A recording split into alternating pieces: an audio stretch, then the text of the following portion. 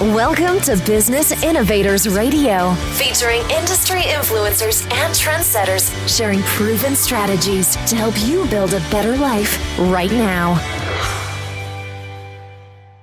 Hello and welcome to this episode of our show. This is your host, Keith Doherty. Today our special guest is top real estate broker James Keller of Coldwell Banker Brokers of the Valley, based out of Napa, California. James is a third-generation real estate broker in Napa Valley. Having grown up alongside the men and women who are today shaping the future of America's most prized wine region, he offers unparalleled access to information and opportunities within the Napa market and beyond. He graduated from the University of Southern California in 1999 and obtained his real estate broker's license that same year, returning to the Napa Valley, where he joined his family's real estate practice and eventually became part owner of Coldwell Banker Brokers of the Valley, the #1 real estate company for buyers and sellers in Napa County for almost 22 years. He represents some of wine country's most compelling estates, and last year saw one listing selected as a finalist for the Wall Street Journal's House of the Year. Beyond his work as a broker, he is also personally involved in the local real estate market through a diverse array of holdings, from commercial to multifamily to his own vineyard property. All right, with all that said, James, welcome to the show. Thanks, I appreciate you having me on. Hey, James, if we could start for our listeners, what led you into real estate? Was it something that you always knew you wanted to do, or did you maybe stumble into it? Well, I had a little bit of a unique case. I grew up in the real estate business. My grandfather started the first real estate company in Napa, so some would say it's in my blood, but I saw my mom and dad doing it my whole life, and just kind of a natural fit. And can you talk a little bit about what personal attributes, traits, or qualities you think have most contributed to the success you've had in real estate? Yeah, from a young age, I saw formed a lot of relationships with classmates, and that's from kindergarten all the way through college, and I think that was best exemplified by my parents and the family, the entire family clan that was in real estate. We were always with other people. We were always talking business, but at the same time having fun. So that just became a lifestyle to me, and being together with people you like and dealing with people you like is kind of second nature to me, and kind of translates into my day-to-day living as well as business. So I'd say the strength of building relationships and surrounding myself with good people is kind of what I've tried to look like. And do you think you'd give our listeners an example of when these traits have played a role in your path toward success? Yeah, actually, just a few days ago, Monday, I played in a golf tournament, which was a charity fundraiser tournament for one of my good friends growing up. And I played competitive golf growing up, and created a lot of friendships and lasting relationships from the time I was 6, 8 years old. And in fact, one of my best friends growing up just put on a charity golf tournament for his family's foundation, and I put together a foursome and help with some different aspects of the event, and we went out and had a great time. And it turned out that probably five to 10 people at that tournament were clients, friends, and people that I've had 5, 10-year relationships with. And I think, James, whenever somebody builds a successful business, sometimes along the way there's bumps in the road, there's trials, there's things that kind of slow them down a little bit. Can you talk a little bit about some of the adversities or trials that you had to overcome in order to achieve your goals? Yeah, real estate, as simple as it sounds to a lot of people, it's actually pretty complicated. There's lots of different paths you can take, and that's kind of the interesting thing about it. That's also kind of a confusing aspect of it.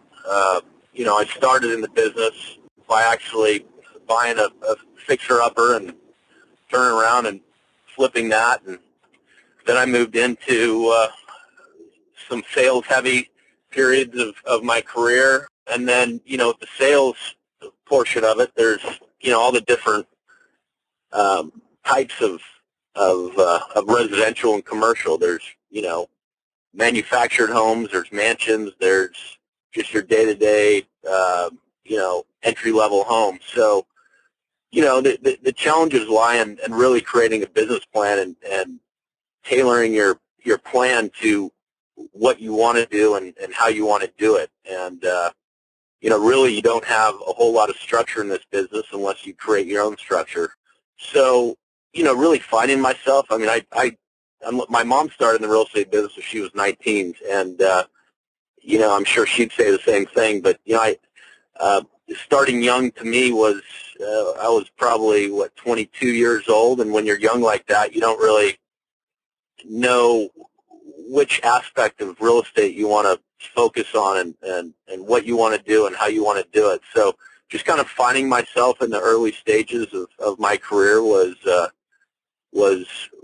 fun, but also confusing and sometimes stressful. And as different opportunities presented themselves to me, sometimes I wasn't able to handle them because I didn't have the knowledge. And some of those deals I never had any interest going back to. Some of them created the foundation to where I'm at today.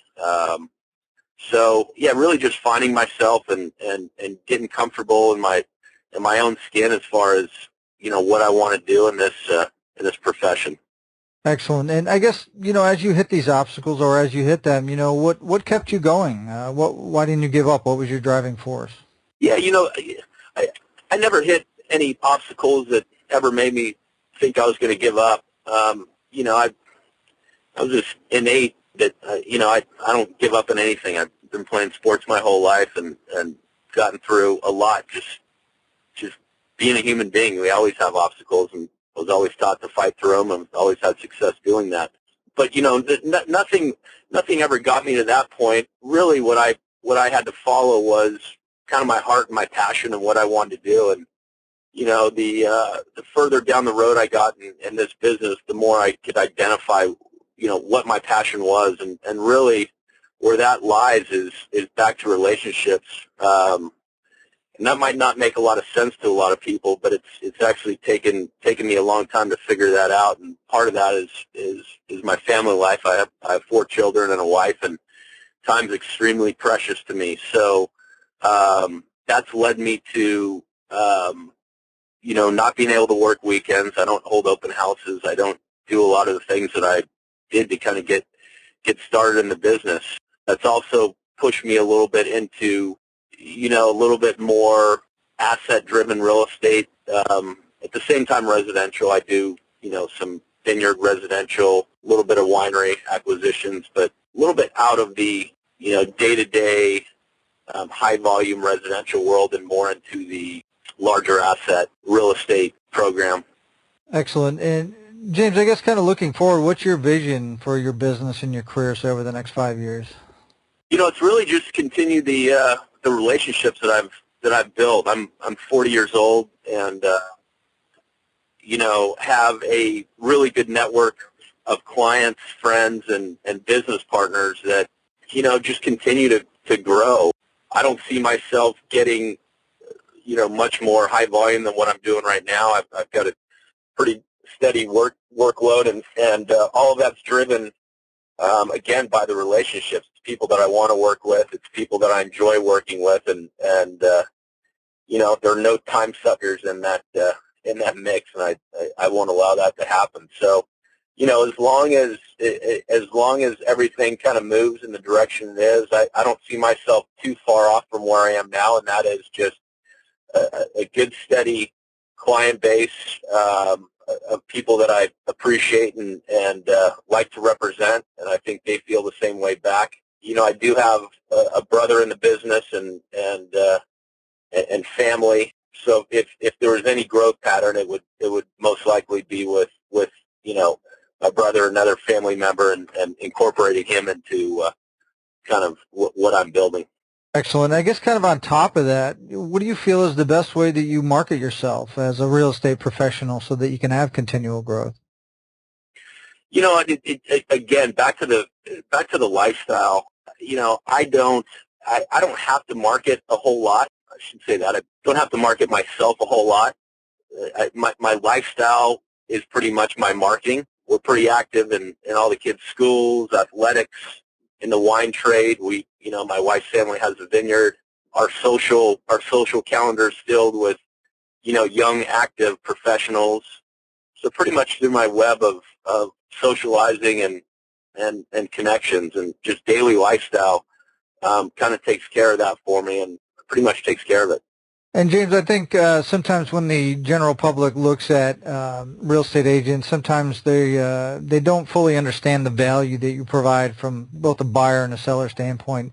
What do you think the biggest misconception or myth people have about working with a real estate agent? Yeah, I think real estate's like any other profession. There's good professionals, there's bad professionals, and I think if sellers are smart, they're going to pick a real estate agent that they see eye to eye with, that they can communicate very well with, and by interviewing a few or working through a relationship, the trust is already going to be there. And again, just like any other profession, you're going to have someone that you're in sync with, and usually when you're in sync and communication lines are open and strong, the most success is achieved. And let's say you get a call from a family member or a friend, and they're in another state, and they want to sell their home. Obviously, with your experience and your network, you could probably look up an agent and do a referral. But from a general advice standpoint, what advice would you give them about selecting an agent that could best serve their needs? Yeah, I hate to be repetitive on this question, but it's back to relationship. I think it's extremely important that you find somebody that you can you see eye to eye with, and if I was calling and looking for an agent to refer to a strong client or family member, I'd talk to a broker there and kind of describe the personality here and describe the goals and have them recommend two or three, and then kind of go from there. Again, I think that being aligned with your professional in any business is going to result in the most success. And James, obviously you're based out of the Napa, California area. If somebody's looking for real estate services or an agent in that general area, what's the best way they can find out more information about you and how you can help them? Yeah, I'm a broker at Coldwell Banker Brokers of the Valley. We've got over 70 agents in our office. Serve all different asset classes and all that. I do have my own website, and it's jameskellerrealestate.com. So if they got on my website, they'd be able to see some stuff that I'm doing as well as my contact information. Excellent. Well, James, obviously want to thank you for taking time out of your schedule to come here today and share all your professional real estate experience with our listeners. And if you're listening and you want to learn more about James, like he said, you can go to his website. Also below this interview, we'll have a link to his site and any other contact information we have, so you can go ahead and see how James can help you with your real estate needs. So with that said, everybody, until our next show, have a great day, and we'll talk to you soon. Thanks for listening to Business Innovators Radio. To hear all episodes featuring leading industry influencers and trendsetters, visit us online at businessinnovatorsradio.com today.